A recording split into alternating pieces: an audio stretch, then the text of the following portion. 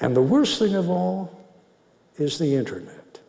Now, I understand the internet has provided some wonderful gifts to us all.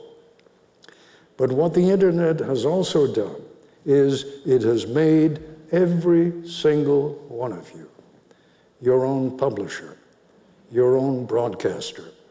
You can, I'm not saying any of you do, but clearly many in this country do, put out your own newscast, put out your own stories. And the sad fact of the matter is that the more outrageous those stories are, the more clicks they get. And the more clicks they get, the more money the person who's putting that garbage out makes. And the end result has been that we are awash in bad information. I don't care what you think about journalism in general, but really believe me for this one moment, if you can.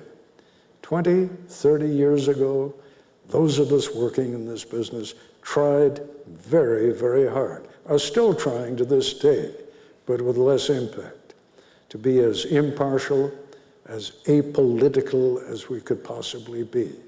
And the country was the better for it.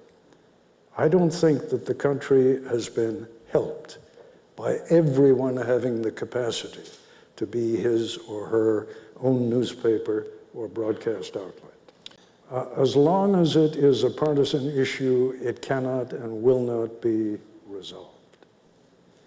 There have to be, I mean, look, if national interest at its most fundamental level can't be a bipartisan issue, then we've lost the farm, folks. We can't survive if we're constantly fighting over the most desperately important things to our nation. Disagree, of course, but ultimately we have to be able to reach agreement. What's next for Ted Koppel? No, I know exactly what I want to do, and I'm doing it right now. I mean, I love sessions like this, but I'm also trying very hard to find a means by which we can, when I say we, I mean those of us, particularly in television journalism, can regain your trust. If we can't do that, all we're doing is blowing hot air every day.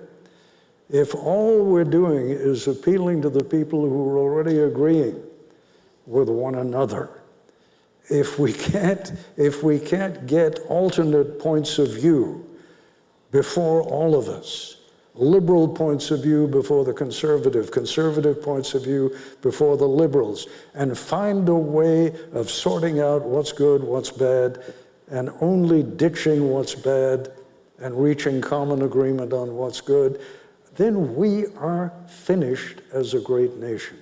Will it happen in the next 5 years? No. 10, 20? I don't know. I won't live to see it. But I am desperately afraid that if we can't come to trust each other again, if we can't exchange ideas without exchanging hateful speech, then we're finished. The nation, a democracy, a republic, cannot survive if we cannot agree on the definition of a fact. It's that simple.